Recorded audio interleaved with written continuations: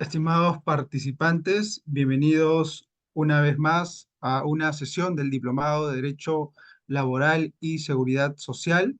En esta sesión tenemos el gran honor de contar con la presencia virtual de la doctora Evelyn Coloma Ciesa, y nos expondrá el tema de tiempo de trabajo. La doctora Evelyn Coloma Ciesa es abogada por la Universidad de Lima, especialista en Derecho del Trabajo y Recursos Humanos, máster en asesoramiento y consultoría jurídico laboral por la Universidad Carlos III de Madrid.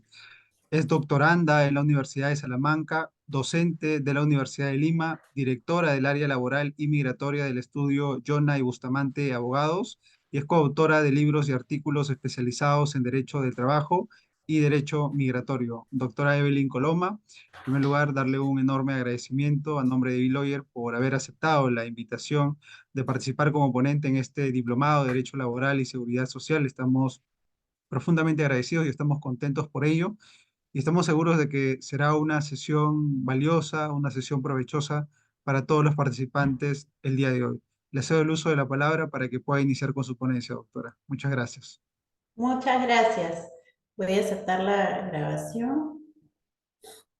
Bueno, agradecerle a Bill Lawyer por esta invitación para poder participar el día de ustedes en esta sesión del Diplomado de Derecho Laboral y Seguridad Social que han organizado, tratando temas muy importantes que nos competen a todos, porque todos en la vida vivimos de la mano del derecho laboral, ¿no? Ya sea que estamos del lado de los trabajadores o de los empleadores. El derecho laboral es parte importante de la sociedad, como lo es el trabajo, que es regulada por esta rama del derecho.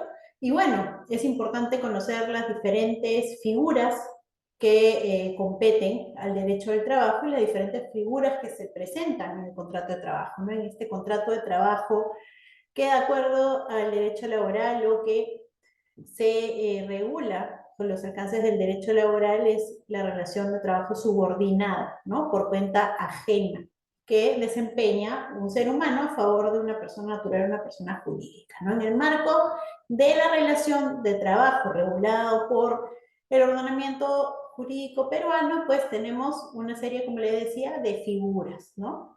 Y vamos a revisar hoy día, dentro del tiempo de trabajo, la suspensión del contrato de trabajo.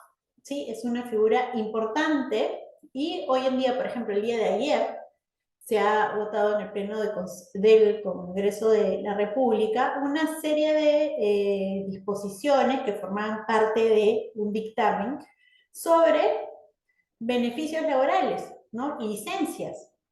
Se han evaluado incrementar determinadas licencias y posiblemente si este dictamen que se aprobó se materializa, pasa al Ejecutivo y el Ejecutivo no realiza observaciones, pues tendremos unas modificaciones importantes en materia de conciliación de la vida laboral y familiar, porque le estamos reconociendo más días de licencia a los padres trabajadores.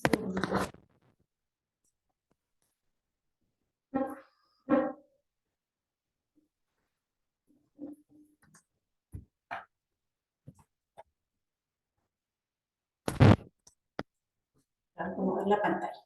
Entonces, cuando hablamos de la suspensión del contrato de trabajo, estamos hablando de determinado supuesto que va a generar que el contrato de trabajo, ¿sí?, no se extinga, la relación laboral se mantiene, pero en determinados supuestos que se encuentran regulados legalmente o por acuerdo de partes, el contrato de trabajo, pese a que mantiene el vínculo entre las partes, se mantiene este vínculo, por determinadas circunstancias el contrato de trabajo se puede suspender por determinado también periodo. Cuando hablamos de la suspensión del contrato de trabajo, vamos a ver que existen dos tipos o dos clases de suspensión, dentro de las cuales existe una serie de supuestos de suspensión. En la suspensión siempre hablamos de una interrupción o, como lo dice el nombre, suspensión de las actividades de parte del trabajador. En algunos supuestos, las obligaciones que adquiere el empleador como parte de recibir esta prestación de servicios del trabajador se van a suspender, esta obligación de pagar la remuneración. y en los otros supuestos no. Eso va a determinar que nos encontremos dentro de determinado tipo de suspensión o dentro del otro. La suspensión del contrato de trabajo tiene una regulación especial porque entender esta figura se sustenta en el principio de continuidad laboral, ¿no? El contrato, el que se entienda y se regule por ley que determinados supuestos pueden acontecer, pero que si bien el trabajador tendrá que ausentarse, no podrá prestar servicios, eso no determinará que se justifique la extinción del vínculo laboral, porque recuerden que este principio de continuidad lo que busca es que una vez obtenido un contrato de trabajo, pues la relación laboral se pueda mantener en el tiempo. Entonces, si bien se presentan determinados supuestos que impedirán al trabajador cumplir con las obligaciones a su cargo, que es prestar servicios para el empleador, la ley ampara que estas suspensiones o interrupciones pues no determinan justificadamente la extinción del vínculo laboral. Ese es el sustento del por qué entiende la doctrina que existe la suspensión del contrato de trabajo, ¿no? Como sabemos, el contrato de trabajo es un contrato de trato sucesivo, ¿no? Por lo que la ejecución de la prestación del servicio por parte del trabajador se extiende en el tiempo y tiene una vocación de permanencia, de continuidad, que es lo que estábamos viendo, ¿no? Esta figura de la suspensión de la relación laboral busca salvaguardar esta continuidad de la relación laboral, ¿no? Como ya les dije, cuando determinadas circunstancias, la norma ha determinado que son justificadas, justifican que si bien el trabajador no puede prestar servicios, la relación laboral no se extingue, ¿no? Cuando la relación laboral se suspende, como ya lo hemos visto, siempre va a cesar la obligación del trabajador de prestar servicios. Nosotros sabemos que el contrato de trabajo genera una serie de obligaciones para las partes, ¿no? Tenemos por un lado el trabajador que se obliga a prestar sus servicios para el empleador dentro de una serie de, siguiendo una serie de pautas, una serie de disposiciones y sujeto al poder de dirección del empleador, este poder directriz. Por su lado, el empleador se obliga a pagar la remuneración correspondiente al trabajador por los servicios prestados. Entonces tenemos ahí los tres elementos esenciales del contrato de trabajo: prestación personal de servicio, ¿sí? Subordinados, que están prestados bajo la directriz, bajo el poder de dirección del empleador, y la contraprestación, que es esta remuneración. En materia laboral la denominamos remuneración. Cuando hablamos de esta suspensión del contrato de trabajo, ya vimos que siempre cesan las obligaciones del trabajador de prestar servicios, pero en determinados supuestos se suspenderá también la obligación del empleador de pagar la remuneración, y en esos casos, suspendida la obligación de prestar servicios y suspendida la obligación de pagar remuneración, nos encontramos ante una suspensión perfecta del contrato de trabajo. ¿Por qué? Porque se han dejado temporalmente, ¿sí?, la ejecución de las obligaciones a su cargo de ambas partes. ¿Sí? Temporalmente el trabajador no presta servicios, temporalmente el empleador no paga la remuneración, y todo esto regulado por ley, pero también podría ser por acuerdo de partes. Si bien existe una serie de supuestos de suspensión de la relación laboral que se encuentran regulados por ley, también podrían ponerse de acuerdo empleador con trabajador para suspender el contrato de trabajo en los términos y condiciones que determinen. Esta suspensión puede ser también perfecta, como por ejemplo, y lo vamos a ver más adelante, una licencia sin goce de haber. Y por el otro lado, cuando solo se suspende la obligación del trabajador de prestar servicios y el empleador mantiene la obligación de pagar la remuneración, entonces nos encontraremos frente a una suspensión imperfecta del contrato de trabajo, ¿no? Entonces la suspensión imperfecta se presenta cuando el trabajador no presta servicios, pero el empleador mantiene la obligación de pagar la remuneración. No sé si podemos, para hacer más dinámica la clase, quizá si es que tienen acceso al chat o algo, alguien quiere hacer una pregunta, igual lo podríamos hacer a través de los moderadores. Entonces, un ejemplo, hemos dado un ejemplo de una suspensión perfecta por acuerdo de partes, que es una licencia sin goce de haber. En el caso de la suspensión imperfecta, que estamos hablando que se suspende la obligación del trabajador, pero no del empleador, por ejemplo, tenemos el descanso vacacional anual, ¿sí? El descanso vacacional que se adquiere cumplido el año de prestación de servicios determina que el trabajador descanse en el régimen general hasta 30 días, pero este descanso, como saben, es remunerado, ¿sí? Entonces, si bien el trabajador no presta servicios, el empleador continúa pagando la remuneración que denominamos remuneración vacacional. Y con la cual nos encontramos frente a una suspensión imperfecta del contrato de trabajo. Importante nuevamente en la suspensión del contrato de trabajo va a ser la conservación del puesto, ¿no? Cuando el periodo determinado para esta suspensión termine, pues el trabajador conserva el puesto de trabajo que tiene, ¿no? Culminado el periodo que ha determinado esta suspensión, esta interrupción del contrato de trabajo, pues el trabajador se puede reincorporar a prestar servicios. Ahora, cuando hablamos de suspensión también, tenemos que tener en cuenta que no existe una definición específica en nuestro ordenamiento para determinar si la suspensión, por ejemplo, es equivalente a una licencia, ¿no? ¿De qué hablamos cuando hablamos de suspensión? Estamos hablando de estas interrupciones o de esta cese de las obligaciones de las partes, pero que se mantiene el vínculo laboral. Siempre se nos va a venir a la mente, por ejemplo, el descanso vacacional anual o las licencias, ¿no? Pero ¿qué sucede cuando estos... Sí, ¿cómo estás? Doctora, disculpe, ¿está pasando diapositivas o...? No, estoy haciendo la Ay, introducción. Ujú. ay, disculpe.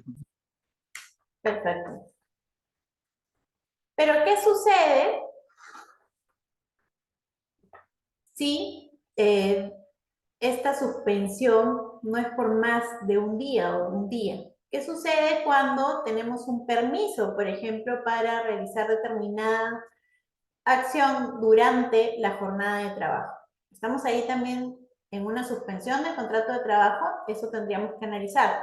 En nuestra legislación no se ha precisado, hablamos de licencias, hablamos de permisos, hablamos de interrupciones, pero no hemos definido si es que en todos esos supuestos estamos hablando de suspensión del contrato de trabajo o si existen tipos de suspensión más allá de la suspensión perfecta o de la suspensión imperfecta.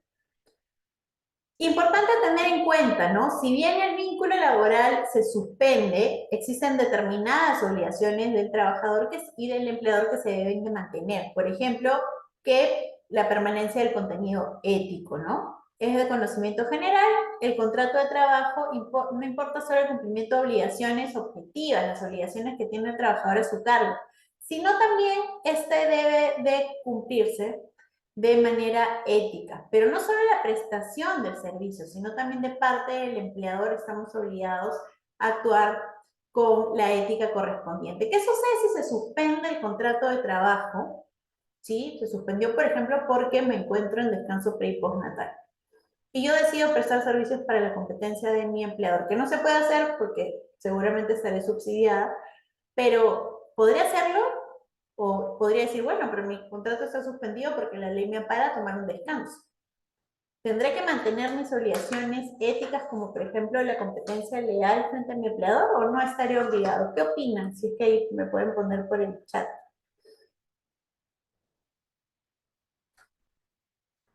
Es una pregunta que debemos hacerla porque nosotros somos parte de este sistema, ¿no?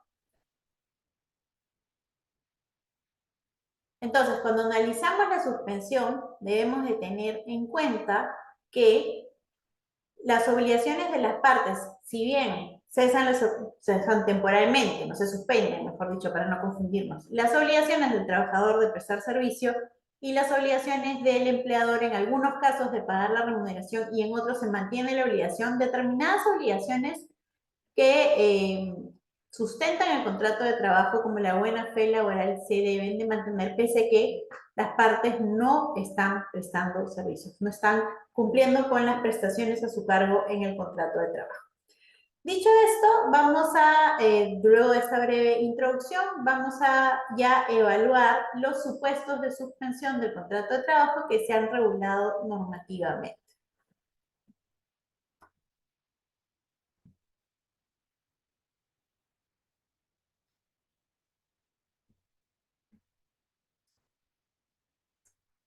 Importante tener en cuenta, la suspensión del contrato de trabajo no extingue el vínculo laboral. Ya hemos visto que tenemos dos tipos de suspensión del contrato de trabajo. Uno de estos es la suspensión perfecta, que como dijimos se suspende cuando cesa temporalmente la obligación del trabajador de prestar el servicio y del empleador de pagar la remuneración respectiva sin que desaparezca el vínculo laboral. El vínculo laboral se mantiene. Las obligaciones que mantienen ambas partes se encuentran vigentes respecto de la otra, salvo las que se han suspendido, prestar el servicio y pagar la remuneración. Y por otro lado tenemos la suspensión imperfecta, cuando el empleador debe abonar la remuneración pese a que el trabajador no presta servicios. Si el trabajador no presta servicios, porque la norma le autoriza a no prestar servicios en determinadas circunstancias, o porque por acuerdo con el empleador pues se ha determinado que no presta servicios, pero se mantenga la obligación de parte del empleador de pagar la remuneración. Causas de suspensión del contrato de trabajo. Tenemos varias reguladas en el tubo del decreto legislativo 728, en el artículo 12, y dentro de estas, además, que vamos a pasar a revisar brevemente porque por el tiempo no vamos a poder ahondar mucho en cada una. Además de estas, tenemos las que han sido reguladas por norma especial, específica, ¿no? Entonces, a estas supuestos de suspensión tenemos que además agregar aquellos que han sido regulados por otra norma. El caso fortuito y la fuerza mayor, ¿no? Entonces, si escuchan este término y nos vamos al año 2020, ¿no? 16 de marzo de 2020 se inicia el estado de emergencia nacional con aislamiento social obligatorio, ¿no? Y mucho se hablaba de la suspensión perfecta del contrato de trabajo por caso fortuito fuerza mayor, se podía aplicar, no se podía aplicar, muchos nunca habían escuchado este término y se escucha por primera vez. Esta es una figura que ya se encontraba regulada en el tubo del decreto legislativo 728 en el artículo 15, que, digamos, faculta al empleador a suspender el contrato de trabajo de manera perfecta, ¿no? Por determinadas circunstancias que obedecen al caso fortuito o fuerza mayor, pues no se puede desarrollar la actividad para la cual se ha contratado al trabajador por una causa, un hecho externo, no atribuible ni al trabajador ni al empleador. Cuando hablamos de caso fortuito y o fuerza mayor, es algo inevitable, irresistible, imprevisible, ¿sí? El empleador decide suspender la totalidad de las operaciones. Este supuesto faculta al empleador, sin necesidad de autorización previa, a la suspensión temporal perfecta de labores hasta por un máximo de 90 días, con comunicación inmediata a la autoridad administrativa de trabajo, la cual verifica dentro del sexto día de la existencia y procedencia de la causa invocada. ¿Qué sucedió en la pandemia, no? Porque es importante que si ustedes pueden, a manera de investigación, para recordar, revisemos. Porque muchos se cuestionaron si era posible o correspondía o no aplicar esta disposición en la situación en la que nos encontrábamos, ¿no? Muchos dijeron que no era posible porque de la interpretación de las normas que decretaron el estado de emergencia nacional, pues entendía que se tenía que otorgar en un inicio se habló de esta licencia que era con goce de haber compensable para los trabajadores que conformaban el grupo de riesgo y que luego se extendió para aquellos que no podían hacer labores de manera virtual o a distancia, ¿no? Entonces entendió que no correspondía la aplicación de esta disposición y posteriormente el gobierno reguló un supuesto de suspensión del contrato de trabajo perfecta, en este supuesto por originado por la pandemia del COVID-19 que se aplicó, seguro ustedes recordarán, y muchas empresas se acogieron a estas disposiciones. Entonces, si hablamos de la suspensión del contrato de trabajo por caso fortuito o fuerza mayor, de manera general siempre lo tuvimos desde el inicio de los 90, regulado en el artículo 15 del tubo del decreto legislativo 728, que determina este supuesto en el cual el empleador puede determinar la suspensión comunicando y cumpliendo con las disposiciones ante la autoridad administrativa de trabajo. ¿Sí? Y como les recordaba, se reguló en el año 2020, en abril, otra figura que se pudo aplicar durante la pandemia de suspensión perfecta especial para esta situación de emergencia que estuvimos viviendo. Un segundito, doctor.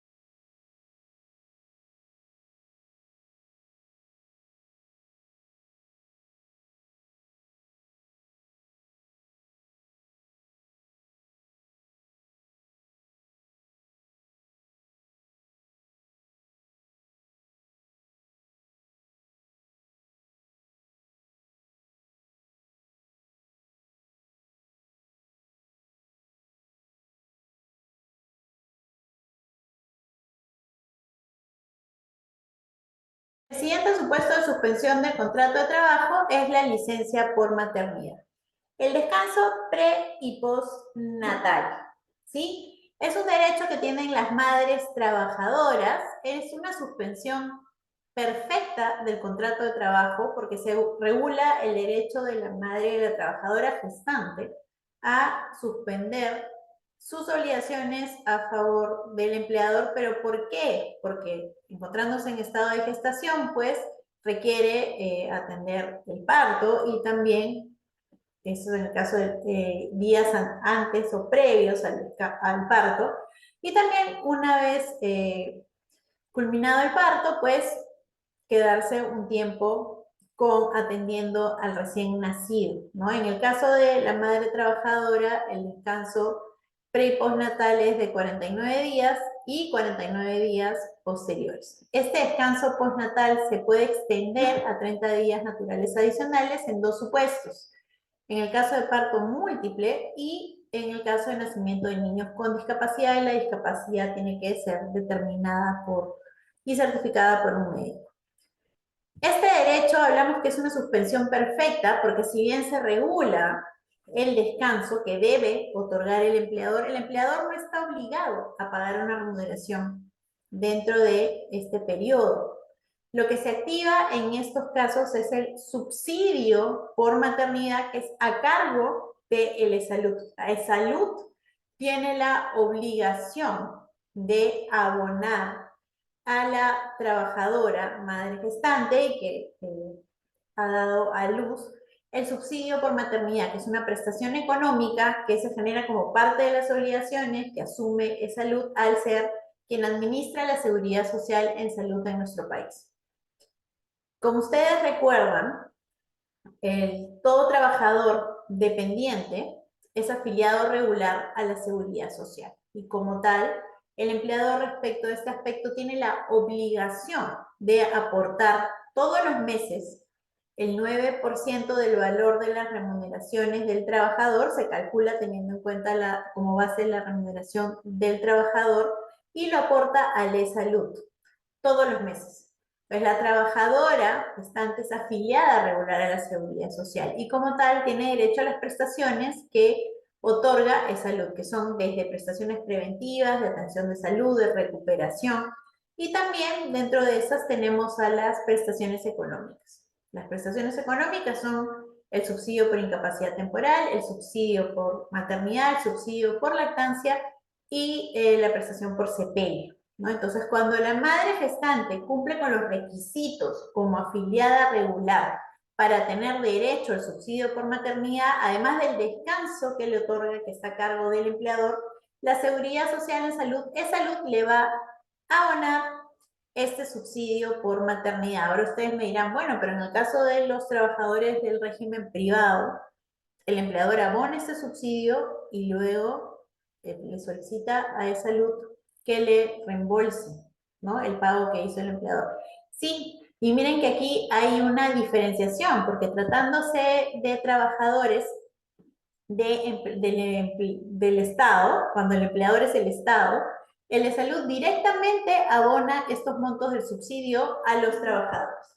Pero cuando nos encontramos frente a trabajadores de empleadores del sector privado, existe una disposición normativa que ha establecido que esta obligación de salud sea asumida temporalmente por los empleadores privados, quienes abonan este subsidio, que no es remuneración.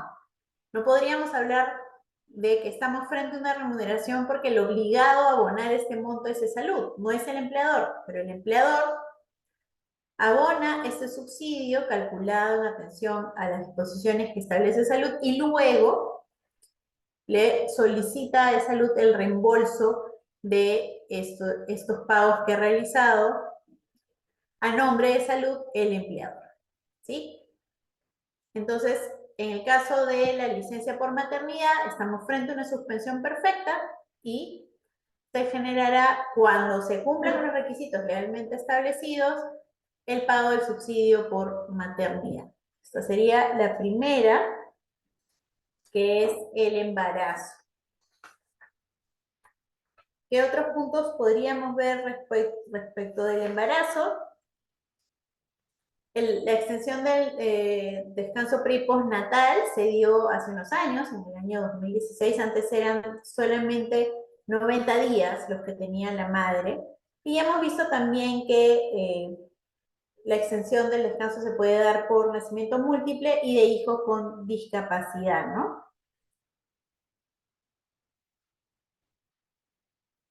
Además, la trabajadora gestante, me estoy olvidando de este punto, ¿no?, tiene derecho al aplazamiento. ¿Qué significa este derecho al aplazamiento? Puede optar por diferir en todo o en parte el goce del descanso prenatal. ¿Qué significa esto? Que si bien son 49 días de descanso pre y 49 días de descanso postnatal, la trabajadora, si se encuentra llevando un embarazo adecuado, si no ha tenido ninguna complicación, podría solicitar a su médico tratante que señale que ella podría aplazar el inicio del descanso prenatal. Imagínense, ¿no? Laborar hasta 10 días antes, 15, lo que se establezca certificadamente por el médico, antes de la fecha del parto. Entonces, en lugar de salir 49 días antes de la fecha del parto, sale 10 días, 15 días antes de la fecha del parto, y los días de prenatal que no utilizó los posterga o los aplaza para que se gocen junto con el descanso postnatal. Pero además, la madre trabajadora tiene derecho a acumular el descanso vacacional ya ganado y no gozado al descanso postnatal. ¿Qué quiere decir? Si el descanso postnatal termina el 30 de abril, por ejemplo, ¿sí?, terminan los 98 días de pre y postnatal, la trabajadora puede solicitarle oportunamente a su empleador 15 días naturales antes del inicio del descanso vacacional, que va utilizar estos días de descanso vacacional una vez concluidos el periodo postnatal. Entonces, el 30 de abril concluye el periodo postnatal y la trabajadora inicia el descanso vacacional, que puede ser, como sabemos, hasta 30 días.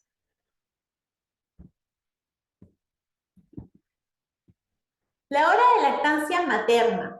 Aquí estamos ante una suspensión del contrato, un permiso está dentro de la suspensión, es una interrupción. A ver, vamos ya planteándonos estas interrogantes. Hemos visto que tenemos un descanso pre y postnatal, ¿sí? ¿Qué es la hora de lactancia materna? Es un derecho que se ha reconocido tanto a la madre como al niño, ¿no? Y esto es en atención al derecho o a preservar el derecho a la lactancia materna que tienen los recién nacidos. Se busca que sea hasta los 2 años, está promoviendo que la lactancia materna se pueda dar. Ya sabemos que como alimentación exclusiva debería ser hasta los 6 meses, algo que la madre pues, por determinadas circunstancias no pueda dar de lactar. Y lo ideal es que sea hasta los 2 años, ¿no? Porque refuerza el sistema inmune del niño, refuerza muchos aspectos relacionados al vínculo entre la madre y el niño y otros beneficios que se generan en un recién nacido. Entonces, concluido el periodo postnatal, la trabajadora tiene derecho a una hora diaria remunerada hasta que el niño cumpla 1 año de la hora de lactancia materna. Son 60 minutos al día que pueden ser divididos hasta en 2 medias horas y que se puede gozar al inicio de la relación laboral o al finalizar la relación laboral. Por ejemplo, si yo inicio mi jornada de trabajo a las 8 de la mañana, podría elegir entrar a las 9, con lo cual tomé mi hora de lactancia al inicio de la relación laboral. Por otro ejemplo, si yo termino mi jornada de trabajo a las 5 de la tarde, podría solicitar salir a las 4 para la utilización de mi hora de lactancia materna. O partirla, ¿no? Entro 8:30 y salgo 4:30. Y estoy utilizando la hora de lactancia de manera dividida. Es importantísimo tener en cuenta que esta hora de lactancia no es compensable, se tiene que utilizar, ¿sí? Y no es posible, yo alguna vez tuve una consulta si es que podía yo acumular, ¿no? Que no utilicen diariamente la hora de lactancia y que se acumule hasta el sábado. Bueno, eso no es posible. Es un derecho irrenunciable, como los derechos laborales regulados en la Constitución Política y en la ley, y también no compensable con otro tipo de beneficio. Además de la hora de lactancia materna, y voy a tratar este punto de manera seguida porque me parece que pueden sujetarse a confusión, tenemos el derecho a la utilización de los lactarios, ¿sí? Los empleadores que tienen a partir de 20 trabajadoras o más en estado de, en edad fértil, tiene la obligación de implementar un lactario institucional. Este lactario tiene que cumplir una serie de requisitos y es un espacio en el cual la trabajadora que está en periodo de lactancia puede acudir al lactario para extraerse la leche materna, ¿no? La leche materna se genera durante todo el día. Va a haber un momento en el día en que la madre se tiene que extraer la leche materna y necesita contar con un lugar en el cual se pueda conservar esa leche, ella pueda sentarse de manera cómoda y cumpliendo estrictamente disposiciones sobre la privacidad de esta trabajadora, extraer la leche y conservar la leche, para que una vez terminada la jornada pueda llevar esa leche y el niño se pueda alimentar. Y hablamos que la hora de lactancia busca que el niño pueda tener más contacto con su madre, ¿no? Es una hora que le reconocemos al niño de estar más tiempo con su madre. Cuando hablamos de la utilización de los lactarios también estamos promoviendo, estamos buscando que la lactancia materna pues pueda ser practicada de la mejor manera por las madres y los niños. ¿Hasta cuándo tienen derecho de utilización del lactario las madres una vez que se reincorporan a trabajar después del postnatal? Esta utilización del lactario es completamente diferente a la hora de lactancia. La hora de lactancia la ejercemos fuera del centro de trabajo. La utilización del lactario se da dentro de la jornada de trabajo y dentro de las instalaciones del empleador, si es que el empleador ha implementado el lactario cuando está obligado, ¿no? Cuando tiene a partir de 20 trabajadoras en edad fértil. ¿Y cuál es la edad fértil? Pues entre 15 y 49 años, de acuerdo a nuestra normativa, es la edad fértil. Entonces, es 1 hora para utilizar el lactario hasta que el niño cumpla 2 años.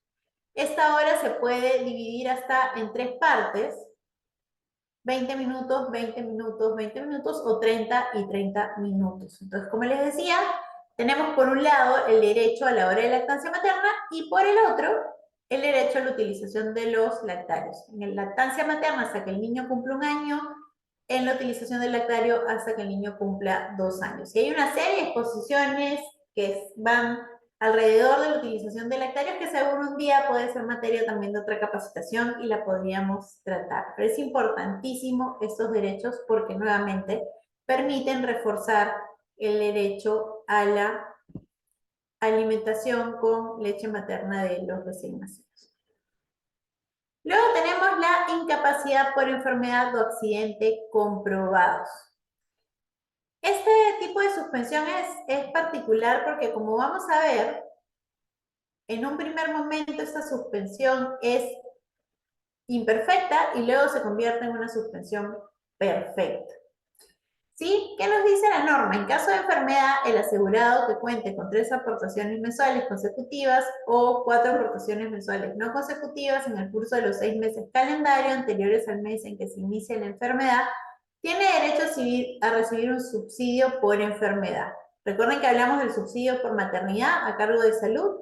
Aquí también estamos ante una prestación económica a cargo de salud, que se genera no desde el primer día de incapacidad, y además la obligación de salud se va a generar siempre que se cumplan los requisitos que acabamos de revisar, pero no desde el primer día de la incapacidad en un año calendario, sino a partir del día 21 de incapacidad en el año calendario. Cuando hablamos del año calendario lo vamos a contar desde el 1 de enero de un año hasta el 31 de diciembre de ese año. Hablamos de una incapacidad y hablamos que la obligación de salud se genera a partir del día 21. De los descansos consecutivos o no consecutivos. Hablamos siempre de descansos médicos. ¿Y qué sucede durante los primeros 20 días? El empleador debe pagar la remuneración durante estos 20 primeros días.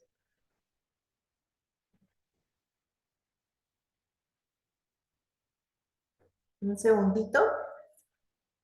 Creo que entró un mensaje, pero no lo puedo ver. ¿Lo dejamos para el final? El empleador, nos dice la norma, está obligado a pagar los 20 primeros días de remuneración cuando el trabajador tiene descanso médico en un año calendario.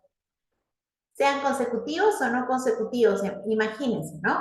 Iniciamos el año calendario el 1 de enero de este año y el trabajador tiene 5 días de descanso en enero, tiene luego 6 días de descanso en febrero, ahí tenemos 11, ¿no? No son consecutivos. Luego tenemos en abril 3 días más, 14. En junio tenemos 7 días más, ¿sí? 14 más 7, 21. Entonces, tenemos que hasta el día 20 es el empleador quien está obligado a pagar estos descansos médicos, no el trabajador.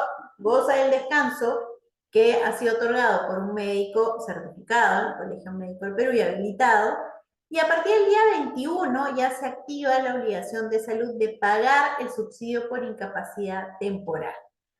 Salud otorga ese subsidio a partir del 21º día y seguirá otorgándolo hasta la terminación de la incapacidad temporal para el trabajo, lo cual no podrá prorrogarse por un periodo mayor a 11 meses y 10 días, que si le sumamos los primeros 20 días nos da un año calendario, ¿no? Es decir, 340 días. El total de los periodos no consecutivos por los cuales se paga el subsidio no deberá ser mayor de 540 días en el curso de 3 años o 36 meses. Entonces, esto respecto a la incapacidad por enfermedad o accidente comprobado. Ya sabemos que dentro de un año calendario, los primeros 20 días, si bien el trabajador goza del descanso, el empleador continúa abonando la remuneración, por lo cual nos encontramos ante una suspensión imperfecta del contrato de trabajo. A partir del día 21 de la incapacidad en un año calendario, se genera la obligación de salud de abonar el subsidio por incapacidad temporal para el trabajo. Ya no paga el empleador la remuneración, solo la paga hasta el día 20. A partir del día 21, entonces, estamos frente a una suspensión perfecta. El trabajador no presta servicio porque el médico tratante lo ha determinado así, pero va a recibir de parte de la salud un subsidio por incapacidad temporal para el trabajo. Ese subsidio de ninguna manera puede ser calificado como remuneración porque no es el empleador el que está obligado a abonarlo. es salud, es una prestación económica, entonces a partir del día 21, y si es continuado hasta por 11 meses y 10 días, estamos frente a una suspensión perfecta del contrato de trabajo. Luego tenemos la licencia por paternidad. El día de ayer se ha votado, vamos a ver si finalmente esto se convierte en una ley, ampliar la licencia, ¿no? ¿Qué nos dice la norma? Que el derecho consiste en una licencia remunerada por 10 días naturales al trabajador cuya cónyuge o conviviente alumbre un hijo suyo. Este derecho es de carácter irrenunciable, no es posible que el trabajador renuncie a utilizar esta licencia. Son 10 días naturales, que son 10 días calendario, es irrenunciable e insustituible. ¿Qué significa esto? ¿Podría el trabajador decirme, bueno, empleador, la verdad que yo no puedo ejercer esta licencia porque mi hijo ha nacido en otro país? ¿Podría yo decirle, bueno, ya no goces la licencia y yo te voy a abonar por esos días un pago doble? ¿Se podrá? ¿Qué creen? Pónganme los comentarios en el chat. No es posible porque la norma lo ha precisado expresamente, ¿no? Es irrenunciable como todo derecho laboral, que ya sabemos que la Constitución establece que es irrenunciable cuando está regulado legalmente, y tampoco es sustituible con otro tipo de derecho. Exige que el trabajador comunique a su empleador con una anticipación de 15 días la fecha probable al parto, ¿no? Para poder hacer ejercicio de esta licencia. Ahora, esta licencia también se amplía en caso de nacimiento múltiple o que el niño nazca con alguna discapacidad. El día de ayer lo que se ha votado, el término que se ha votado es ampliar la licencia hasta 15 días y que los 10 primeros... porque acá estamos frente a una suspensión imperfecta, porque son 10 a diferencia del descanso pre y postnatal, ¿no? El pre y postnatal ya hemos visto que es perfecto. Pero en el caso de la licencia por paternidad es una suspensión imperfecta, porque si bien el trabajador no labora estos 10 días calendario o en caso que se extiende por los motivos que hemos visto, el empleador se abona la remuneración. ¿Sí? ¿Y qué sucede aquí, no? Porque el trabajador también es asegurado de la seguridad social en salud, ¿no? ¿Por qué seguimos cargándole a los empleadores cuando deberían tener también un subsidio por paternidad, ¿no? Ese famoso subsidio por paternidad que no llega. Bueno, el día de ayer se ha votado que la licencia se amplíe hasta 15 días, 10 de los cuales estarían a cargo del empleador, eso sería una suspensión imperfecta, y los 5 días restantes, hasta el día 15, 5 de estos días estarían a cargo de salud mediante un subsidio. Ahí estaríamos frente a una suspensión perfecta. Luego tenemos la licencia por adopción. El trabajador peticionario de adopción tiene derecho a una licencia con goce de haber, en este caso es uno de los padres el que puede pedir la licencia, y ayer se ha votado también modificar, ¿no? Que ambos la puedan pedir. Correspondiente a 30 días naturales, contados a partir del día siguiente de expedida la resolución administrativa de colocación familiar y suscrita la respectiva acta de entrega del niño, siempre que el niño a ser adoptado no tenga más de 12 años. Luego tenemos la licencia sindical. Como nosotros sabemos, los derechos colectivos de los trabajadores, como son el derecho a la sindicalización, a la huelga, a la negociación colectiva, son derechos reconocidos por nuestra Constitución. ¿Sí? Dentro de estos derechos reconocidos a los trabajadores, para los representantes de los trabajadores, se reconoce una licencia sindical. Es una facilidad que se les reconoce normativamente a los representantes de las organizaciones sindicales para las actividades relacionadas a sus fines y funciones, ¿no? A falta de convención, el empleador solo está obligado a conceder permiso para la asistencia de actos de concurrencia obligatoria a los dirigentes que el reglamento señale, ¿no? El reglamento del tubo de la Ley de Relaciones Colectivas de Trabajo. Hasta un límite de 30 días naturales por año calendario por dirigente. Luego tenemos ya otro tipo de licencias que van de la mano con las normas que buscan la conciliación de la vida laboral y familiar, ¿no? Licencia a trabajadores con familiares directos que se encuentren con enfermedades en estado grave o terminal o sufran accidente grave. Creo que...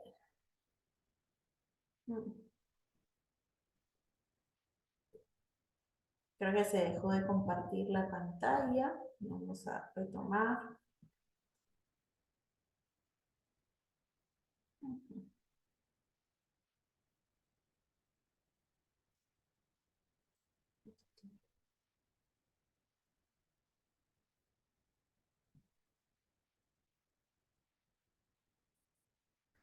Muy bien, es el derecho del trabajador a gozar de una licencia en los casos de tener un hijo, un padre o madre, cónyuge o conviviente o persona bajo su tutela, enfermo o diagnosticado en estado grave o terminal, o que sufra accidente que ponga en serio riesgo su vida con el objeto de asistir. Es otorgada por el plazo máximo de 7 días calendario con goce de haber. De ser necesario más días de licencia, estos son concedidos por un lapso adicional no mayor de 30 días a cuenta del derecho al descanso vacacional anual. De manera excepcional y única se otorga licencia con goce de haber por el periodo no mayor a 1 año y de acuerdo con las necesidades del trabajador cuyo hijo, niño o adolescente menor de 18 años sea diagnosticado de cáncer por el médico especialista, el cual deberá ser cubierto los primeros 21 días por el empleador y el tiempo restante por esa ley. ¿Qué otra licencia se ha remunerado? Perdón, se ha regulado? Y que recientemente tenemos ya el reglamento, la licencia por fallecimiento de familiares en el sector privado. Se otorga en el caso de fallecimiento de cónyuge, padres, hijos y hermanos y es otorgado por un plazo de 5 días calendario. Mucho se cuestionó, nos preguntamos si era una licencia con goce de haber o no, porque la norma no se había pronunciado sobre ese aspecto, pero ya sabemos hoy en día con la entrada en vigencia de su reglamento que es una licencia remunerada. Entonces estamos frente a una suspensión imperfecta del contrato de trabajo. Hemos visto que es por 5 días calendario, pero cuando el deceso se produzca en un lugar geográfico diferente de donde se ubica el centro laboral del trabajador, la licencia se extiende hasta por el término de la distancia, ¿no? El tiempo que requiere el trabajador para llegar al lugar donde se ha producido el deceso, ¿no? Luego tenemos las licencias en materia de seguridad y salud en el trabajo. Licencia con goce de haber, que se entiende otorgada por el tiempo empleado por el trabajador para movilizarse hacia el lugar de la capacitación. Sabemos que existen en materia de seguridad y salud en el trabajo capacitaciones obligatorias a favor del trabajador, ¿no? El tiempo que permanece en la capacitación y el tiempo que demanda el retorno al centro de trabajo, siempre y cuando la capacitación se realice fuera del lugar de trabajo, se consideran una licencia, ¿no? Y son utilizadas por el trabajador, pero es obligación del empleador otorgar esta licencia porque es parte de las obligaciones que se tiene en materia de gestión de la seguridad y salud en el trabajo, ¿no? Entonces, en este sentido tenemos también este tipo de licencia. Luego tenemos la licencia con goce de haber y posterior compensación para los trabajadores que se realicen exámenes oncológicos preventivos anuales. Es importantísimo. Recuerden que la prevención es lo más importante en materia de salud. Los trabajadores tienen derecho a una licencia anual que es compensable. O sea, si me dieron una licencia, es remunerada, pero me dicen que es compensable. ¿Eso qué significa? Bueno, que si bien voy a tener derecho a utilizar esta licencia para realizarme estos exámenes oncológicos preventivos que deberíamos realizarnos de manera anual, me van a pagar ese día que utilicé para hacerme los exámenes, pero yo luego los tengo que compensar, porque la norma dice que es remunerado, pero compensado. Si yo he tomado 4 horas hoy y mañana otras 4 horas, tengo que compensar esas horas, las compensaré esta semana o la próxima, de acuerdo al acuerdo que tenga con el trabajador, con horas extras, por ejemplo. ¿Sí? Entonces, estamos hablando que en estos supuestos existe una licencia con goce de haber que es posteriormente compensable. Entonces, finalmente estamos hablando de una suspensión perfecta, es un permiso, pero que si bien lo remuneran, luego yo lo compenso. Para acceder a esta licencia, previamente el trabajador debe coordinar con el empleador o autoridad superior, además de presentar la orden médica en la que se indiquen los exámenes a realizar. Asimismo, posteriormente deben presentar los documentos que acrediten dicha atención. La licencia otorgada al trabajador será compensable con horas de trabajo que serán acordadas entre ambas partes. Licencia para exámenes de detección temprana de cáncer de mama y cuello uterino.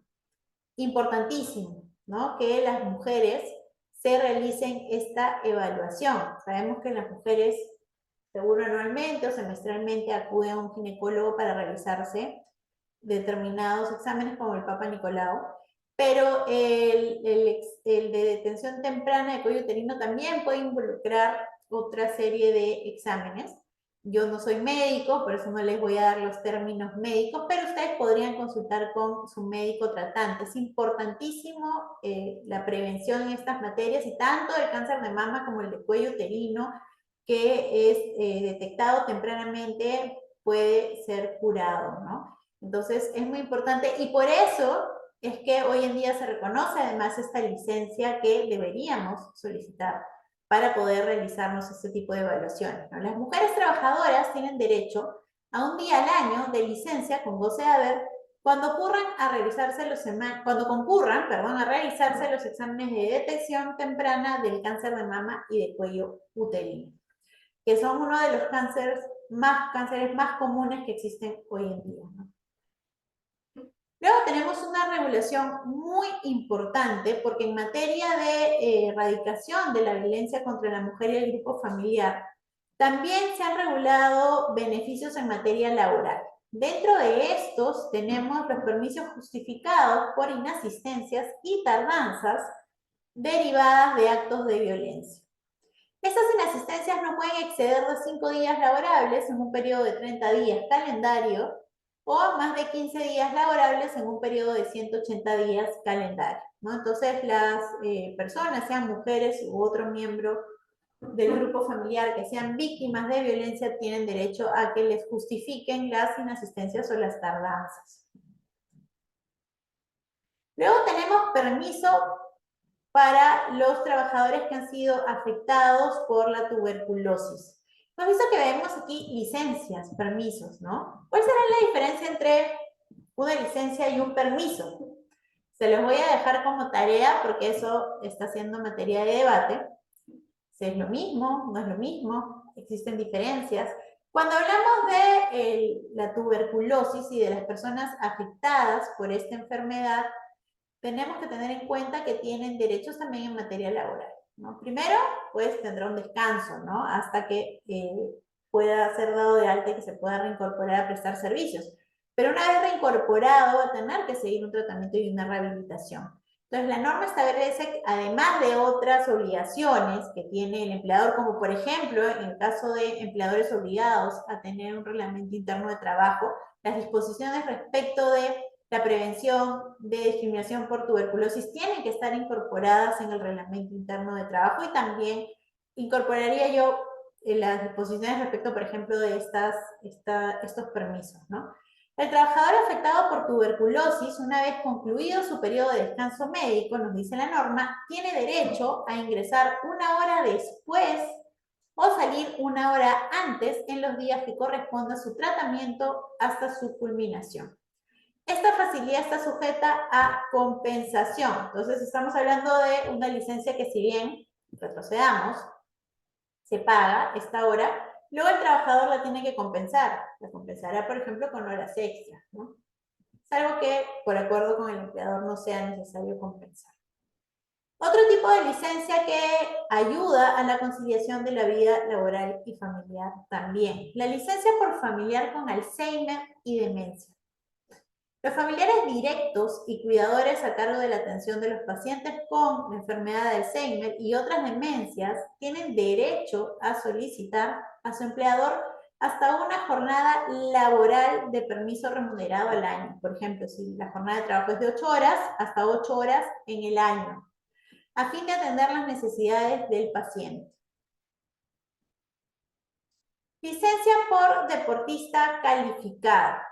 También se reconoce esta licencia a los trabajadores que sean seleccionados para representar al Perú en eventos deportivos internacionales oficiales del Sistema Olímpico o Federativo Internacional y tienen derecho a una licencia con goce de haber, suspensión imperfecta, así como facilidades para entrenar, desplazarse, permanecer en concentración y competir. Este derecho se extiende a dirigentes, entrenadores y agentes deportivos. Entonces, todos aquellos que estén dentro de este grupo que participa tanto como deportistas como los dirigentes, entrenadores y agentes deportivos, pues tienen derecho a que se les reconozca esta licencia con goce de haber, siempre que estemos ante eventos como del Sistema Olímpico o Federativo Internacional, no para cualquier tipo de competencia. Vamos a ver qué tenemos después de la sanción disciplinaria y vamos a regresar a la sanción disciplinaria. El ejercicio del derecho de huelga. Ya hablamos que está reconocido el derecho a la huelga en nuestra Constitución Política de 1993. ¿Qué nos dice la regulación laboral sobre el ejercicio del derecho de huelga y qué tipo de suspensión del contrato de trabajo es? La huelga declarada conforme a ley. Tiene que ser una huelga legal, ¿sí? La que habilite al trabajador a no prestar servicios. Porque si estamos frente a una huelga que se declara ilegal, que no cumple con los requisitos para que pueda ser ejercida, pues ya esta suspensión no está autorizada legalmente. Estaríamos ya ahí no frente al ejercicio de una licencia, o mejor dicho, en este caso, de una suspensión del contrato de trabajo legalmente establecido, si no estaríamos, en el caso que la huelga sea declarada ilegal, ante faltas injustificadas. Para que la huelga sea declarada legal, tiene que cumplirse con los requisitos que establece la norma, ¿no? La norma establece una serie de requisitos para que antes de que se inicie el ejercicio de una huelga, esta sea evaluada por la autoridad administrativa de trabajo, ¿no? No podríamos, por ejemplo, hoy día nosotros que trabajamos para el empleador ABC, decidir iniciar una huelga si es que antes no hemos cumplido con estos requisitos previamente establecidos. La huelga declarada conforme a ley suspende todos los efectos de los contratos individuales de trabajo, inclusive la obligación de abonar la remuneración sin afectar la subsistencia del vínculo laboral. ¿Qué significa? Si bien el trabajador tiene derecho a ejercer la paralización de sus actividades y ejercer el derecho a la huelga, el empleador no está obligado a abonar las remuneraciones. Entonces, tenemos una suspensión perfecta del contrato de trabajo. Pero, ¿qué sucede si la huelga se declara ilegal y el trabajador no se reincorpora a prestar servicios? Entonces ya no estaríamos dentro del ejercicio del derecho a la huelga, sino estaríamos frente a una falta injustificada que podría determinar también un abandono del contrato de trabajo, ¿no? El abandono que se genera cuando el trabajador no asiste a laborar injustificadamente más de 3 días consecutivos, por ejemplo, ¿no? Al cuarto día de inasistencia consecutiva injustificada ya estamos frente al abandono de trabajo. Se podría dar si es que el trabajador persiste en no reincorporarse a laborar, pese a que la huelga se declara ilegal. La detención del trabajador salvo el caso de condena privativa de la libertad. Cuando hablamos de la detención del trabajador, también estamos en un supuesto de suspensión del contrato de trabajo.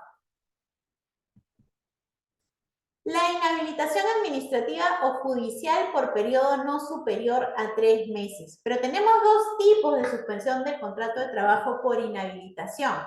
Porque por un lado tenemos la inhabilitación del trabajador, que es la que está plasmada en esta diapositiva. ¿Y qué nos dice la norma? La inhabilitación impuesta por la autoridad judicial o administrativa Para el ejercicio de la actividad que desempeña el trabajador en el centro de trabajo por un periodo inferior a 3 meses, suspende la relación laboral por el lapso de su duración. Si es mayor a 3 meses, extingue el contrato de trabajo. ¿Qué tipo de inhabilitación se podrían dar al trabajador? ¿Me pueden compartir en el chat? Y todo tipo de inhabilitación impuesta por autoridad judicial o administrativa podría determinar esta suspensión del contrato. ¿Se les ocurre algún ejemplo? ¿Qué sucede si yo,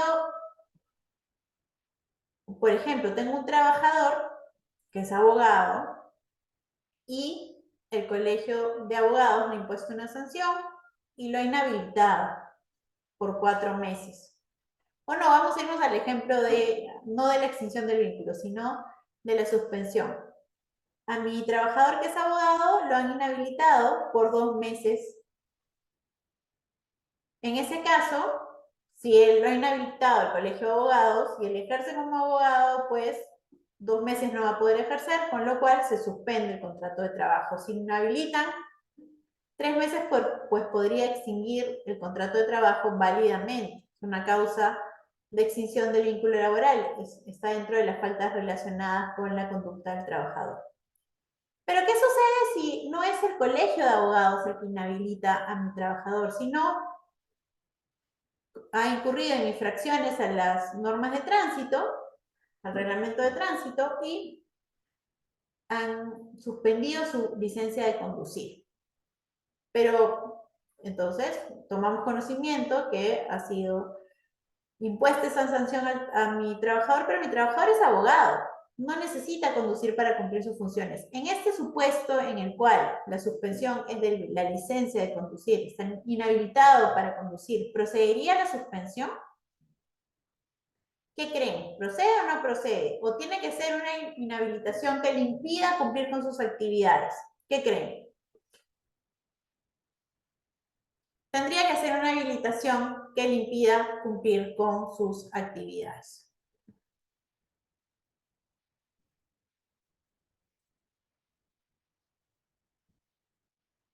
Les había comentado, y luego vamos a regresar a la sanción, que no solo existe la inhabilitación del trabajador, podríamos también estar frente a una inhabilitación del centro de trabajo o una clausura o cierre temporal del centro de trabajo, con lo cual no se va a poder prestar servicios porque el centro de trabajo no puede funcionar, ante lo cual estaríamos frente a una suspensión del contrato de trabajo. ¿Qué sucede si se cierra el centro de trabajo temporalmente, se clausura temporalmente, por incumplimiento, por ejemplo, de las normas de protección al consumidor o de seguridad y salud en el trabajo? No se puede ni realizar la actividad ni el trabajador prestar servicios. Ahí estamos frente a una suspensión perfecta o una suspensión imperfecta. ¿Qué creen? El trabajador no labora porque no es posible, el centro de trabajo ha sido clausurado temporalmente, no se pueden desarrollar actividades, pero ¿el empleador está obligado a pagar o no está obligado a pagar? ¿Qué creen? Recordemos que en este supuesto, el hecho de que no se pueda laborar, que el trabajador no preste servicios, no es imputable al trabajador ni está regulado, por ejemplo, que esté gozando de una licencia, sino que se ha determinado cerrar el establecimiento de trabajo por un hecho que quizá ha sido cometido por el empleador, ¿no? Como infracciones a la normativa de seguridad y salud en el trabajo, o normativas de protección al consumidor, ¿no? O a la ley que regula el otorgamiento de licencias de funcionamiento. Entonces, en este supuesto, no es un hecho atribuible al trabajador. El empleador, pues, si bien se suspende la relación laboral porque el centro de trabajo no está funcionando, debe continuar abonando las remuneraciones.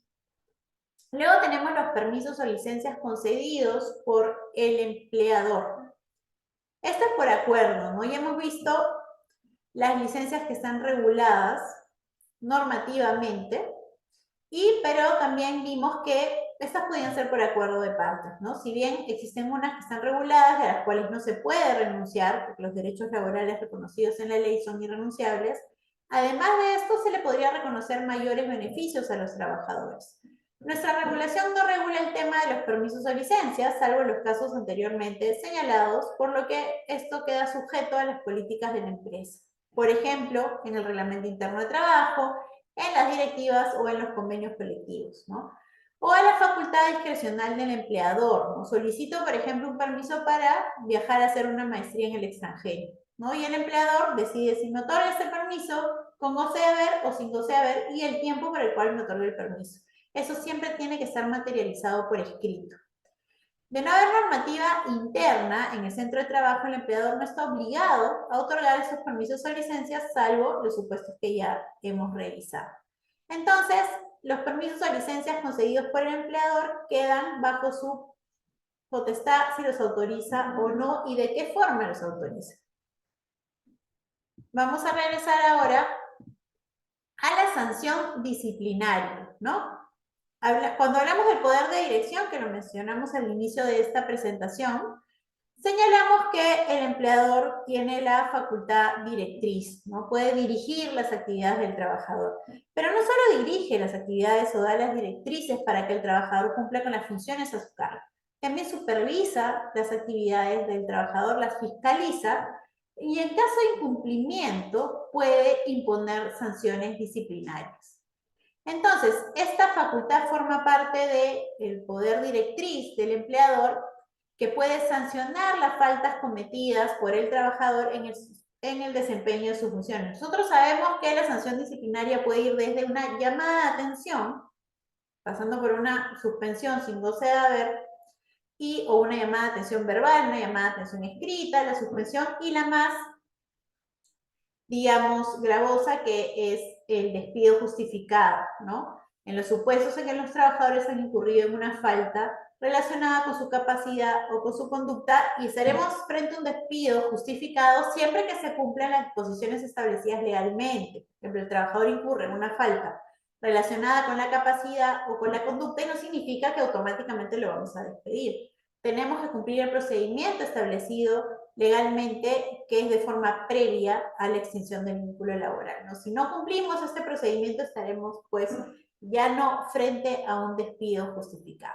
Entonces, si bien el trabajador incurre en estas faltas, ya hemos visto que pueden ser leves, pueden ser faltas graves o muy graves, el empleador está facultado a imponer la sanción disciplinaria. En el caso que considere que no corresponde el despido porque esta conducta no está tipificada como tal, o porque considera que la sanción del despido es muy gravosa, puede imponer sanciones disciplinarias. Dentro de esta, la suspensión sin goce de haber. La suspensión disciplinaria no está regulada por la legislación, quedando su aplicación sujeta a las facultades directrices del empleador a lo establecido por el reglamento interno o por convenio colectivo. Ahora, no está regulado. ¿Qué significa? Yo podría hoy día, porque mi trabajador pues se quedó dormido, imponerle una sanción disciplinaria de suspensión por el periodo de 15 días. ¿Consideran que eso sería proporcional, que sería adecuado? ¿Qué opinan? Me pueden comentar en el chat. ¿Qué creen? Si bien no está regulado,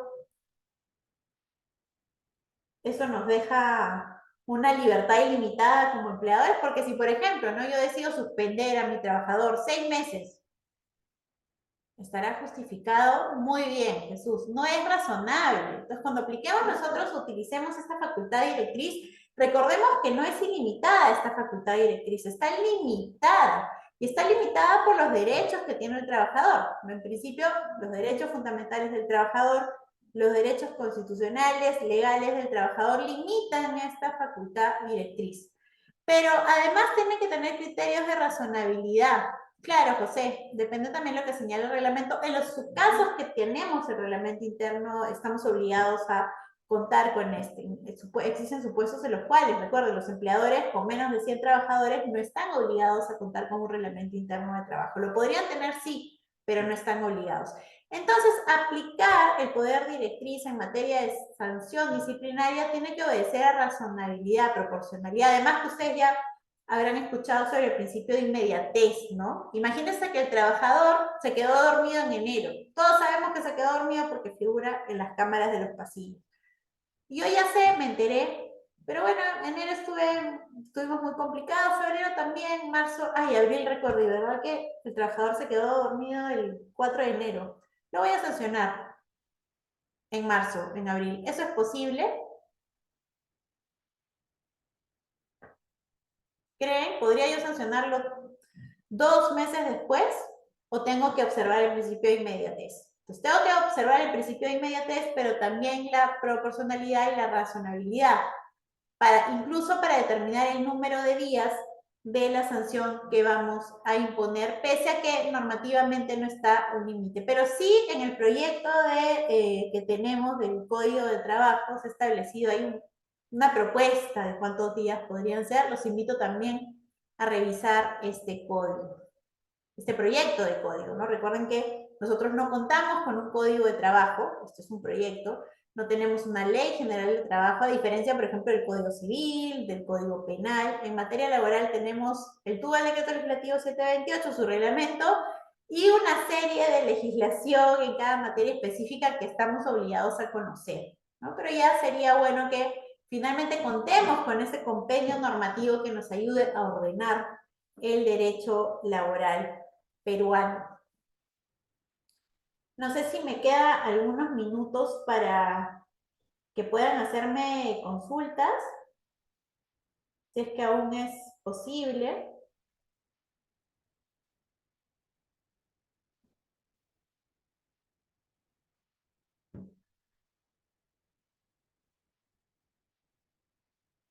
¿Alguien tiene alguna consulta adicional? Voy a revisarlas.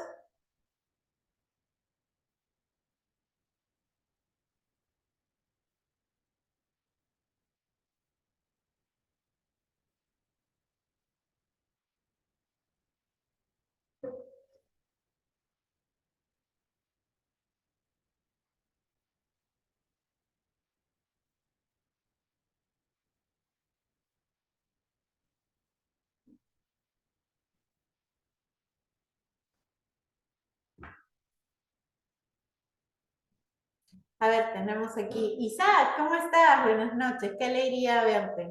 Tú siempre tan empeñoso y tan preocupado por aprender más. Nos dice Isaac que esto es súper importante. En los países que otorgan las licencias pagadas de maternidad más prolongadas figuran la República Checa, 28 semanas según la OIT, pensando que la madre es la figura más importante para los recién nacidos. ¿Se podría dar en el Perú la misma cantidad de días e incluso más? Muy bien. Este tema es importantísimo y estamos hablando cuando iniciamos del tema de la conciliación de la vida laboral y familiar. En los países en el primer mundo, como señala Isaac, sí se ha regulado licencias por más periodos. Yo les comentaba que en el Perú la licencia se amplió hasta 49 días de prenatal y 49 días de postnatal en el año 2016. Antes de eso eran 90 días.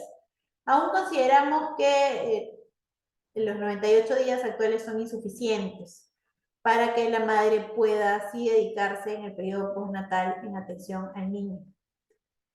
Pero voy a hacer una pausa porque el niño no es solo de la madre, ¿sí?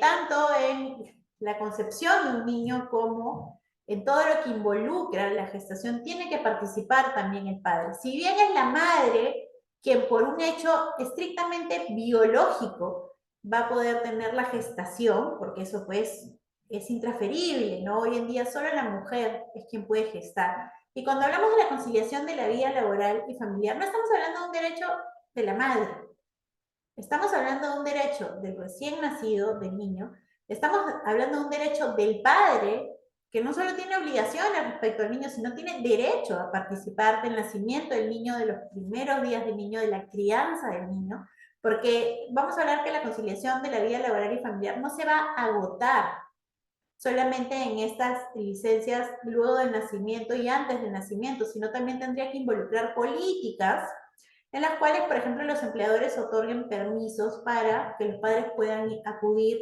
a reuniones de las escuelas de los niños, para poder llevarlos a atención médica, ¿no? Que esto esté programado, controles, pero de ambos padres, para que la madre no siga viéndose como aquella que tiene que asumir el mayor porcentaje de la carga familiar o el trabajo familiar no remunerado, que hoy en día sigue recayendo más en las mujeres que en los hombres. Entonces lo que se busca es ampliar las licencias, pero no solo ampliar las licencias a las madres, sino también que se reconozca por fin en nuestro país una real licencia por paternidad que permita al padre involucrarse de manera adecuada desde el nacimiento del niño, ¿no? Y estamos hablando que ayer se ha votado ampliar esta licencia hasta 15 días, consideramos que es insuficiente.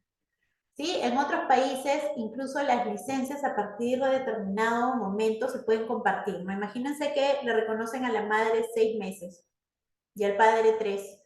A partir de determinado momento después del postnatal, la madre le puede ceder días de su licencia al padre. Eso es lo que tenemos que buscar como sociedad, porque aquí no estamos hablando de derechos de la madre trabajadora, es el derecho que tiene la sociedad de que los padres puedan ejercer sus derechos y obligaciones respecto de sus hijos.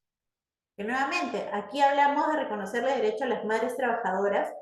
¿Y por qué les reconocemos estos derechos? Por el hecho estrictamente biológico de que solo es la madre la que puede gestar y la que va a estar a cargo de la lactancia materna, ¿no? Pero ella necesita el acompañamiento del padre. Y es necesario que esto, si bien ayer se ha debatido, pero que no nos conformemos con estos 15 días. Tenemos que buscar que estas licencias realmente le permitan también al padre involucrarse de manera idónea, porque tiene el derecho a hacerlo, no solo las madres tienen el derecho, en el nacimiento, en los primeros días, en la crianza y en la vida de sus hijos. Gracias, Isaac, por la pregunta.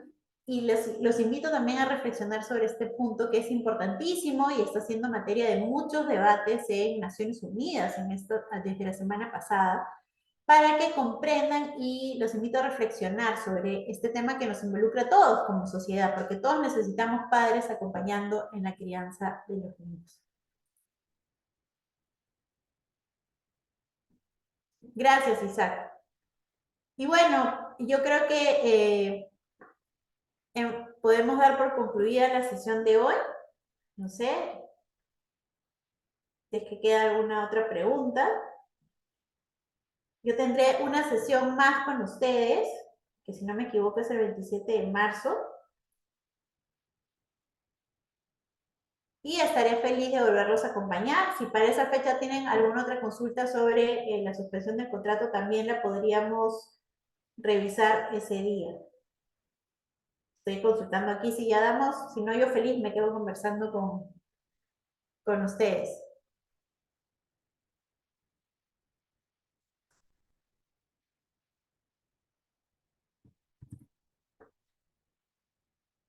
Porque recuerdo que tienen otra sesión, ¿no? Isaac, a ver. Tienen una sesión con otra, sí, con otra profesora.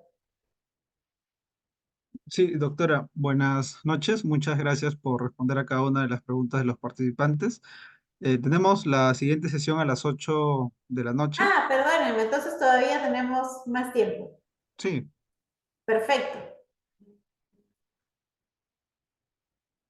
Entonces vamos a continuar. Ya, yo me había confundido, pensé que terminábamos a las 7:30.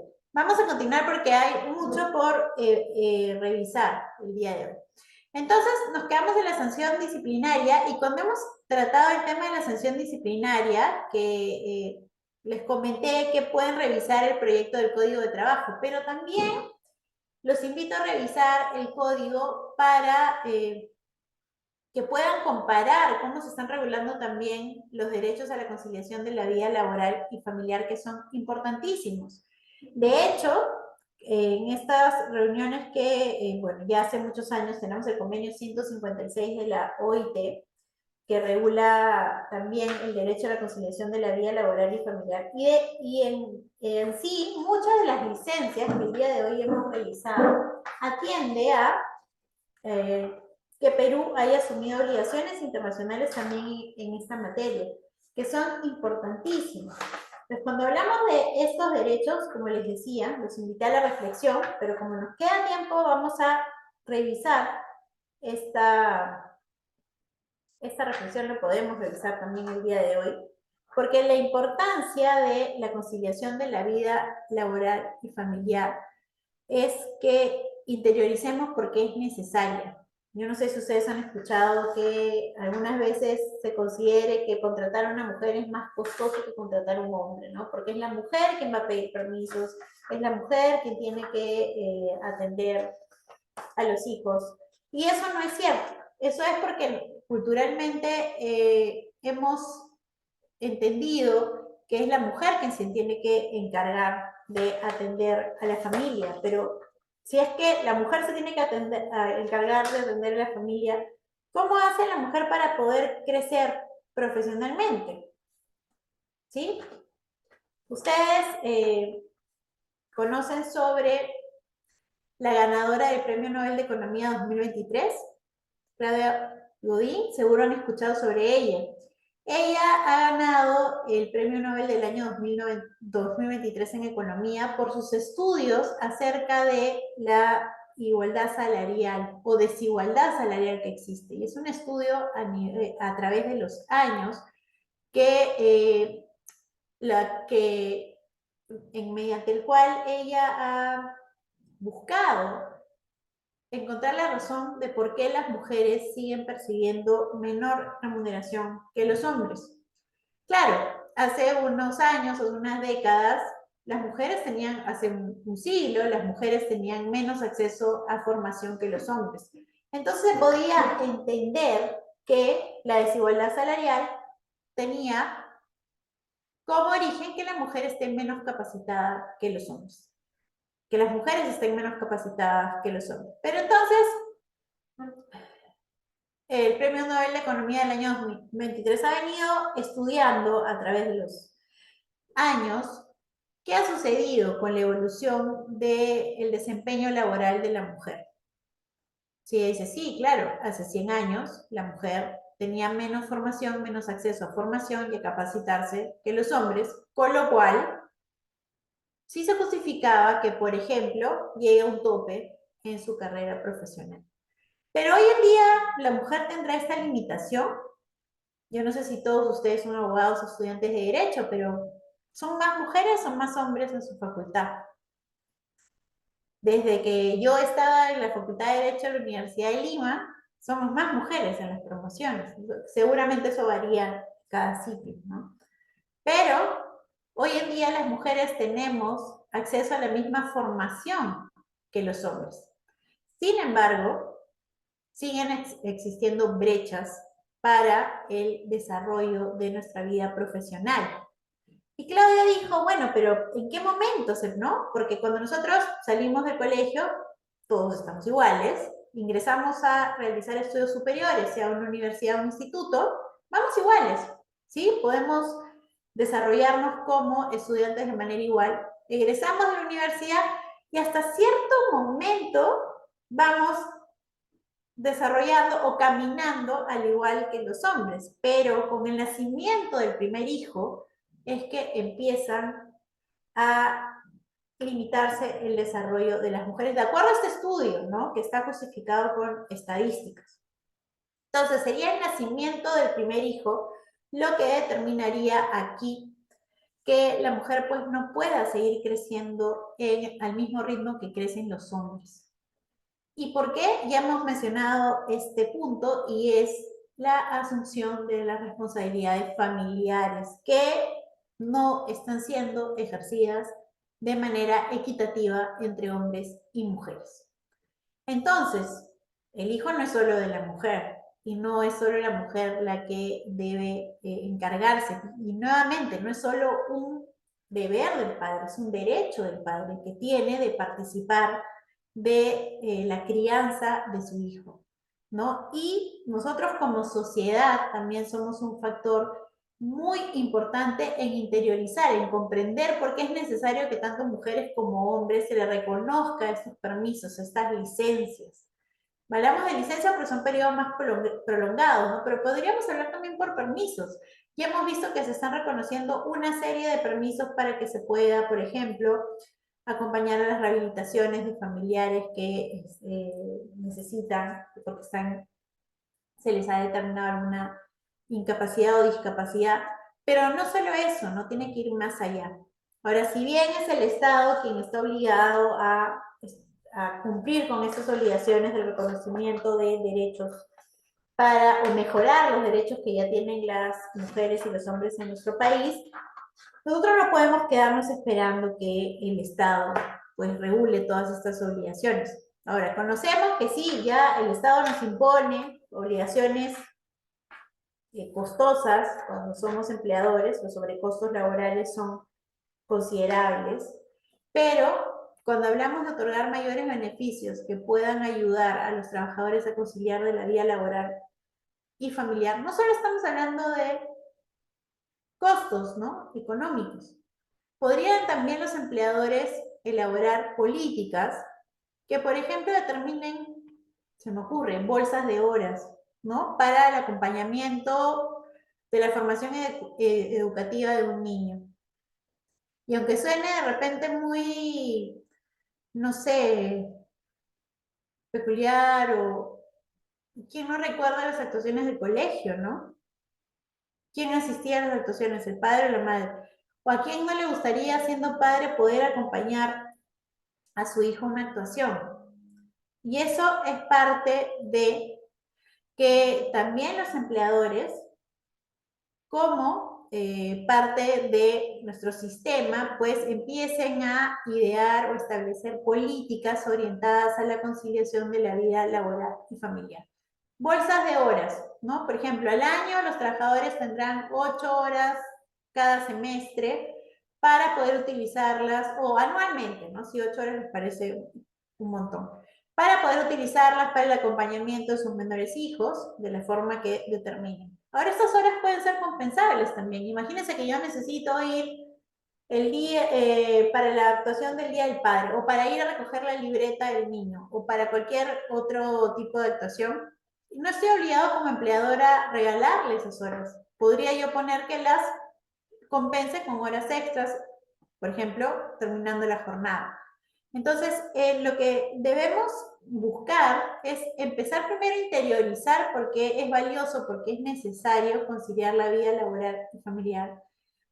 ¿Por qué? Porque permite que el ser humano, que es el trabajador, pueda desarrollarse de la manera más adecuada y más idónea. Y también una participación activa en la familia, ¿no?, que es importantísimo, ¿no? Nos quejamos mucho de las nuevas generaciones, pero nos hemos puesto a evaluar cómo ha sido, por ejemplo, la vida laboral o cómo es la vida laboral de los padres de estas nuevas generaciones. Y de ahí van a surgir una serie de respuestas a lo que podría estar pasando con nuestra sociedad. Entonces, nosotros como actores importantísimos de esta sociedad, lo primero que tenemos podemos hacer para poder ser parte de la solución y no solo de el cambio o de cruzarnos de manos, es interiorizar por qué es importante. Porque es importante este tipo de licencias, porque es importante conciliar la vida laboral y familiar, y porque en el momento que ustedes también estén del lado de los empleadores, pues va a ser importantísimo que se tome en cuenta este tipo de beneficios para los trabajadores. Yo los invito a revisar las conclusiones de los informes de la Premio Nobel de Economía, pero además hay bastante material, bastante literatura que podrían revisar para que les permita sustentar, ¿no? Cuando ustedes, por ejemplo, van a asesorar a una empresa, ¿por qué tendríamos que tener una política, ¿no?, orientada a la conciliación de la vida laboral y familiar? Y podrían sustentar el por qué ustedes consideran que es importante. Vamos a repasar algunos de los otros supuestos. Y me faltó aquí una licencia. También tenemos la licencia para los bomberos voluntarios, ¿no? Aquellas personas que ejercen labores como bomberos voluntarios también tienen derecho a una licencia de parte del empleador. Pues también tenemos la licencia para bomberos voluntarios que se les reconoce para que estos puedan desarrollar las actividades que tienen a su cargo en el ejercicio de estas funciones. ¿Qué otra licencia tenemos? La de los bomberos voluntarios. ¿De cuántos días es? Es con goce de remuneración, la de los bomberos voluntarios, y es para aquellos que son convocados por el Cuerpo General de Bomberos Voluntarios del Perú. Comunican por única vez al empleador, o sea, tienen que comunicar que forman parte de los bomberos, del Cuerpo General de Bomberos, mediante una declaración jurada o señalándolo así en los formatos que su empleador utilice para fines del legajo. Asimismo, comunica por cualquier medio que han sido convocados hasta dentro del tercer día de producida la ausencia, considerando el término de la distancia de corresponder. El empleador puede solicitar la constancia del acto de servicio que emita la respectiva compañía de bomberos. Este periodo es considerado como tiempo trabajado para todos los efectos legales y se incluye dentro del plazo de licencia el tiempo adecuado y razonable para el descanso, recuperación y desintoxicación del bombero voluntario, así como para su retorno al centro de trabajo, considerando el término de la distancia. Importante, ahora que estoy revisando la licencia para los bomberos voluntarios, vimos que, si bien la suspensión del contrato de trabajo no extingue la relación laboral, y ahora sí, aquí sí les voy a dejar una tareita para que revisen. En algunos supuestos, estos días no laborados se van a considerar como efectivamente laborados para todo efecto y en otros supuestos no. Y esto ha sido regulado dependiendo de la materia a tratar. Por ejemplo, en el caso de la incapacidad temporal para el trabajo. Tenemos aquí la incapacidad. Ya hemos visto que la incapacidad se puede extender y no solo a 11 meses y 10 días consecutivos, ¿no? Y hemos visto que también no consecutivos se puede tener una incapacidad para el trabajo subsidiada, que no deberá ser mayor a 540 días en un periodo de 3 años. Pero en determinados supuestos, que son la determinación que se requiere contabilizar días efectivos de labor, por ejemplo, para tener derecho al descanso vacacional anual, que nosotros lo revisamos. El derecho al descanso vacacional anual, que es una forma de suspensión del contrato de trabajo, pero que tiene su propia regulación, se gana cuando el trabajador cumple un año de prestación de servicios para el mismo empleador, ¿sí? Un año de prestación de servicios, pero además de cumplir un año de prestación de servicios, se exige que el trabajador cumpla con el récord vacacional. ¿Esto qué quiere decir? Días efectivos de labor en ese año. Y este número de récord vacacional va a depender si estamos frente a una jornada de 5 días a la semana, de 6 días a la semana o menos de 5 días a la semana. ¿Por qué no puede ser una jornada de 7 días? Porque recuerden que constitucionalmente está regulado el derecho a un día de descanso semanal obligatorio para todos los trabajadores. Entonces, necesitamos días efectivamente elaborados para cumplir, por ejemplo, con el récord vacacional. ¿Y qué pasa con la trabajadora que tuvo un descanso pre y postnatal de 98 días más sus 30 días de vacaciones? ¿Qué pasa con el récord vacacional? ¿Cumplirá el récord vacacional esa trabajadora? Tendríamos que revisar el decreto legislativo 713, ¿sí? Que establece qué días, si bien el trabajador no prestó servicios, se consideran efectivamente elaborados para el récord vacacional. Entonces, primera tarea, revisar el decreto legislativo 713. ¿Y qué sucede con la compensación por tiempo de servicios?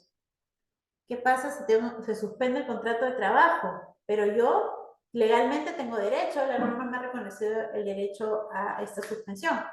Pero el empleador tendrá que considerar estos días efectivamente elaborados para la determinación del valor de la compensación por tiempo de servicios. Segunda tarea, revisar el decreto legislativo 650 y su reglamento, que regula, en este caso, para la determinación del valor de la compensación por tiempo de servicios que se deposita semestralmente, qué días se considerarán efectivamente elaborados pese a que el trabajador no prestó servicios. Luego tenemos también lo mismo para efectos de las gratificaciones por fiestas patrias o Navidad, que son las gratificaciones legales, y también para el cálculo de la participación de las utilidades, que se da, inicia en el mes de marzo, normalmente la entrega de este beneficio para los trabajadores. Lógicamente, quienes tienen derecho a este beneficio, pues los trabajadores que prestan servicios para las empresas que generaron utilidades en el ejercicio anterior, ¿no? Entonces, vamos a revisar también qué días se consideran efectivamente elaborados, pese a que el trabajador no prestó servicios. Ese es un punto importantísimo cuando hablamos de la suspensión del contrato de trabajo, porque recordemos que en materia laboral, tanto para, por ejemplo, el ejercicio del descanso vacacional como para la determinación de beneficios, es importante evaluar los días efectivamente laborados por el trabajador. Entonces, si estamos frente a una suspensión, estaremos frente a excepciones en la determinación de reconocer días no laborados como efectivamente trabajados o no.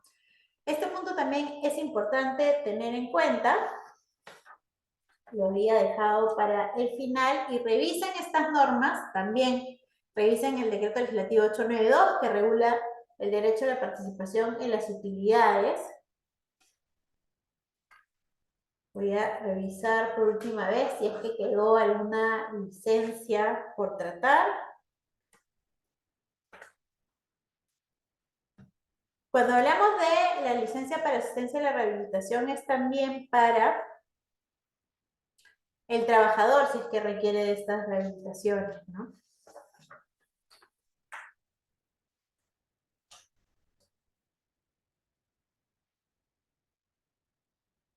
Y otra tarea que les dejaría es que realicemos una breve reflexión sobre si, por ejemplo, el tiempo para utilizar el lactario institucional, que les dije que se puede partir hasta en 3 partes, o sea, 20 minutos, 20 minutos y 20 minutos, lo consideramos licencia, lo consideramos permiso, es permiso, pero la trabajadora se encuentra dentro del centro de trabajo, o es una interrupción del contrato de trabajo y no es un permiso, o es lo mismo un permiso que una interrupción. Los invito a revisar la legislación española que regula los supuestos de interrupción del contrato de trabajo y las excedencias, que para la legislación laboral vendría a ser lo que para nosotros son las licencias. Ahora, aún en el régimen privado, porque en el régimen laboral público sí tenemos más precisión sobre estos puntos de permisos, licencias. En el régimen privado, por su lado, no. Aún no están muy claras esas definiciones. Esperemos que eh, cuando se debatan el proyecto del Código de Trabajo a cargo de los expertos, pues también se traten estos aspectos que son importantísimos para que todos podamos comprender mucho mejor estas figuras. En ese sentido, si es que no tienen ninguna otra consulta adicional, creo que tienen una expositora más que viene después de mi ponencia el día de hoy. Pues si tienen más preguntas, feliz de responderlas. Si no, les daría espacio y creo que aquí podríamos hacer el descanso. ¿Es continuada la hora?